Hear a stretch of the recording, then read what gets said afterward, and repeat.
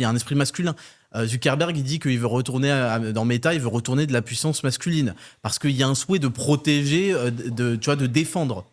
On souhaite protéger les gens et les enfants en particulier. Et elle le détruit. Donc où est le père? Je crois que le père était aussi chelou. Et elle l'a amené, tu vois. Donc on est dans le même schéma. Elle vient l'exposer au monde. Regardez ce que j'ai fait de mon petit garçon. Et ben il se sentait fille. Il me l'a dit parce qu'un jour il a dessiné un truc en rose. Je lui ai dit c'est peut-être que t'es une fille. Et lui a dit bah peut-être que je suis une fille parce que tu vois j'ai un enfant. Je sais qu'il répète ce que tu lui dis. Et là bam bam bam bam. Ça c'est de la maltraitance absolue. Je comprends pas qu'on puisse laisser passer ça. Et ça c'est pour moi c'est un marqueur civilisationnel qui fait partie de la grande liste des choses qui vont nous mener à la fin de ce délire-là.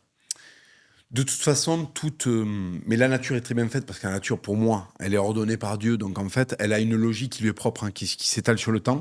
Mais tous les grands excès ont connu des punitions civilisationnelles. Mais ça, personne n'y échappe. Si tu veux, les excès civilisationnels mènent à des punitions civilisationnelles. Tu parlais de Louis XVI. Ouais, ou même, tu peux prendre l'histoire russe, tu vois. Il y avait les tsars qui étaient dysfonctionnels. Donc, les tsars ont été punis par la révolution communiste. Puis la révolution communiste est devenue dysfonctionnelle. Elle a été punie par le yeltsinisme. Puis et puis après, sauvé par le poutinisme. Bon, voilà.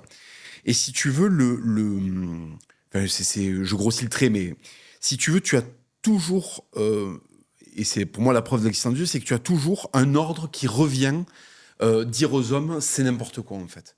Et ça peut venir de plein de façons différentes. Ça peut venir par une crise, ça peut venir par une guerre, ça peut venir par le retour du réel avec en URSS, un matin, ils se sont levés, ils ne recevaient plus leur salaire. Il n'y avait plus rien. Ouais. Je veux dire, c'était fini. Et heureusement pour eux, parce qu'on était déjà dans la mondialisation, heureusement, on peut dire, on ne sait pas, parce que bon, il faut le mesurer sur le temps long. Mais en fait, tout d'un coup, ils ont dû dire, le chef suprême de l'URSS a dû dire, écoutez, je ne peux plus vous payer, il va falloir qu'on ouvre le pays. Il va falloir qu'on change de paradigme.